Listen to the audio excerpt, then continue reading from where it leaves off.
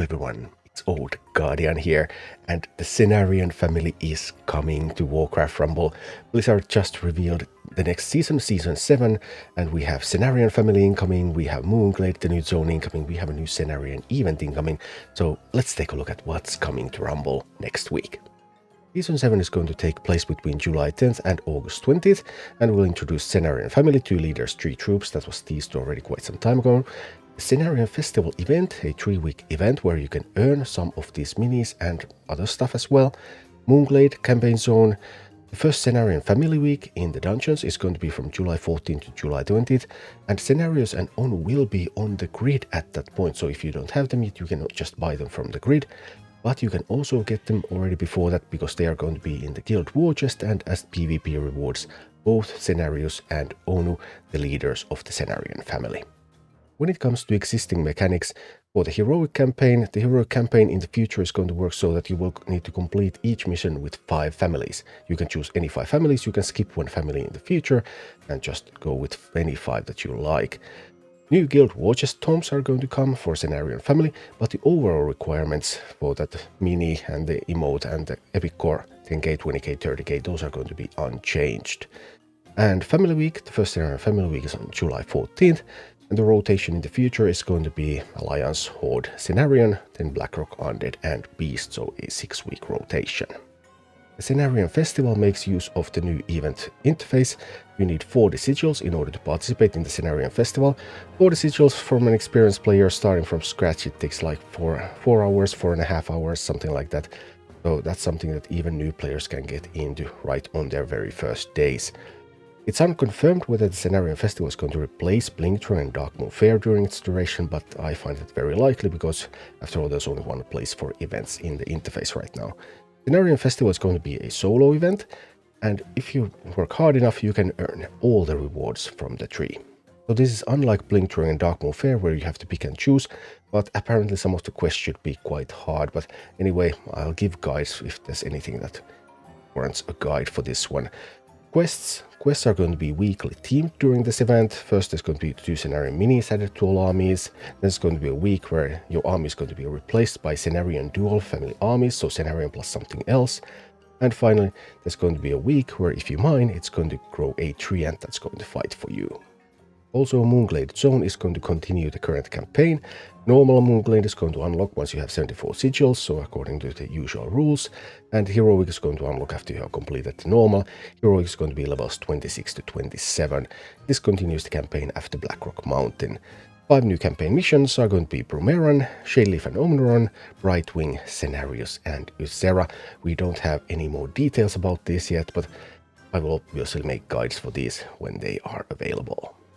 We were told earlier that the Cenarion family would focus on healing and defense, but there's actually only one healer among these new minis, and that's Cenarius, a leader. So there's no new mini that you can put in all armies that can heal, which might be a good decision because healing is a very scary ability. If you've ever seen shamans being copied by Sneed's platform and then you're facing 5 shamans and they heal each other, yeah, that's really scary. But Cenarius seems to be a really strong healer. For 5 gold, Cenarius has 600 health and Cenarius is resistant. Compare this to Quillbor's 700 health and resistant, so Cenarius is pretty tanky. 95 damage, 1.6 second attack delay for 59 DPS. Cenarius has 8 range, so pretty long range, same as Pyromancer. And also an 8 range healing AoE, so Cenarius pulses this Tranquility healing for 8 range, 25 healing per 1.5 seconds. Also, whenever someone enters this Tranquility Zone, an enemy, they're going to get rooted for 3 seconds. And on top of all of this, Cenarius also gives plus 20% bonus health for all Cenarion minis in your army. So, Cenarius is a pretty serious leader. Cenarius' talents are Force of Nature, summon a treant when a rooted enemy dies. We don't know how strong these treants are. That could be a good talent, treants could tank for you and then you just bring your DPS in. But it all depends on how strong the treants are, we don't have the numbers yet. Then there's Revitalize, allies enter in Tranquility to trigger an additional healing pulse, that sounds pretty good. And Wild Growth, on deploy, root all enemies for 5 seconds. I don't know about that one, I don't think that's going to be great, but maybe there's going to be some application. But the extra healing and those treant summons could potentially be pretty good. I would just have to be able to test the treants and see how strong the treants are. The other Cenarion leader is Onu. Onu costs 6 gold. Onu has 3000 health, but Onu is vulnerable. So elemental damage can really bring Onu down quite quickly. Onu does 190 damage at 2.5 second intervals, so 76 DPS. Onu is melee range, and Onu has a special trait called Safe Arbor. And Safe Arbor allows you to deploy units at Onu's location. So Onu is your forward deployment zone. Hey, sappers, boom. Onu is a pretty scary enemy, because if you allow Onu to reach your base, then anything can happen. Stuff can just start appearing. And Onu's talents all enhance the Safe Arbor ability somehow. Bug Skin Safe Arbor also grants armor for 8 seconds, okay, that's nice. Petrify Safe Arbor persists for 8 seconds after death. I'm really curious whether that would allow you to deploy Onu back to where it died, if you have Onu in hand. I don't know how that works, but if that happens, then that Onu just becomes so unstoppable. And then from the trees, minis deployed within Safe Arbor deal double damage on first attack. And double damage on first attack is nothing to scoff about. I mean, Pyromancer, Pyroblast is a talent that deals exactly this, double damage on first attack, and it's the best Pyromancer talent. So this is some serious damage. I think this from the trees is going to be crazy good. Then we have 3 Cenarion troops. The one that was teased earlier turned out to be an Ancient of War, not an Ancient Protector. Ancient of War is flexible cost mini. It's going to use all the gold that you have available, so it's going to cost between 1 and 10 gold, and it's going to have between 850 and 3770 health, and it's armored. 60 to 267 damage, 22 to 99 DPS, so that lower end DPS is really low. Melee range, 2 movement speed medium. So a 10 gold Ancient of War only has 270 health more than a Molten Giant. That's a 6 gold mini.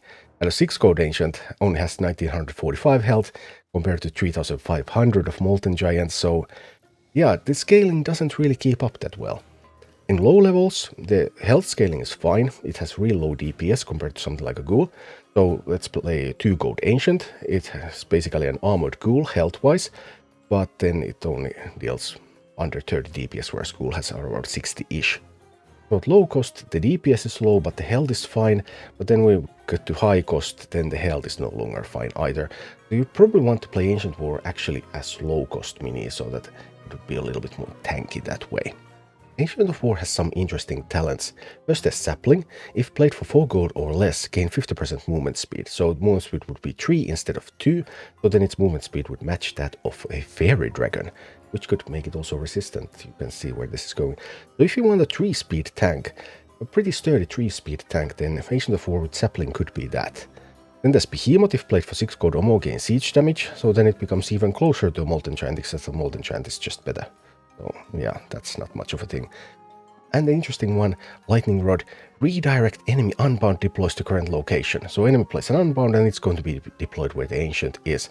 That's not visible to opponent in PvP. They don't see that it's going to be redirected.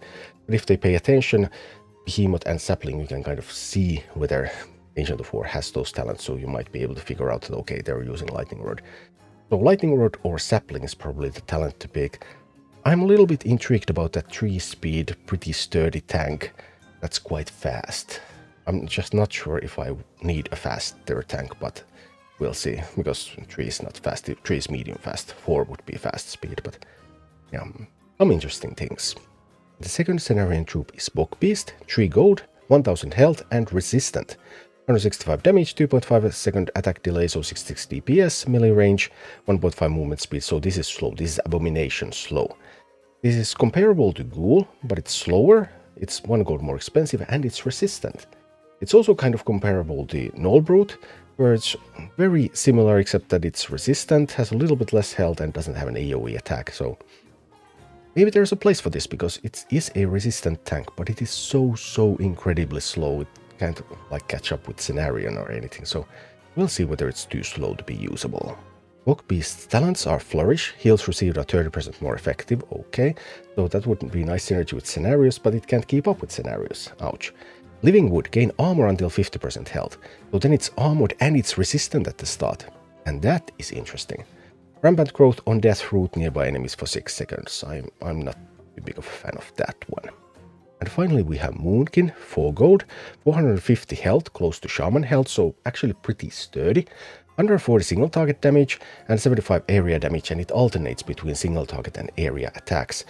But that means that at 1.5 second attack speed, that's 72 DPS, so 2/3 of Pyromancer DPS, with 8 range with the same Pyromancer and 2 movement speed medium. So it's 2/3 of Pyromancer DPS at 1 gold more, but it's more than twice Pyromancer health. So it's quite sturdy, but it just doesn't pack that much punch. Although Moonkin does have some interesting talents. There's Vengeance, taking damage increases casting speed by 50% for 5 seconds. Okay, because it's quite tanky, then if it takes a little bit of damage and then it starts to deal damage. That's nice. Moonglow, after deploying your next spell gains 2 levels, and this effect stacks with Jaina. So you can have a spell that's plus 5 levels compared to what it really is. And then Typhoon on deploy, knockback nearby enemies. I'm not too sure about that one. I'm thinking maybe Ono, and then enemies are closing in on Ono and you deploy Moonkin and it knocks them back. Maybe there are some applications like that for this one. Anyway, interesting talents for Moonkin, and all those spell levels can certainly be something. Overall, the Cenarion minis don't seem to be that powerful, apart from Cenarius itself. Cenarius seems super good. And the others, we'll see. I'll have to be able to play around with them a little bit, try out the talents, and once I do, I will let you know how it all worked out. Thank you for watching. Click like and subscribe if you enjoyed this, and a special thanks to all of my Patreon supporters, YouTube members and Twitch subscribers who make all of these videos possible.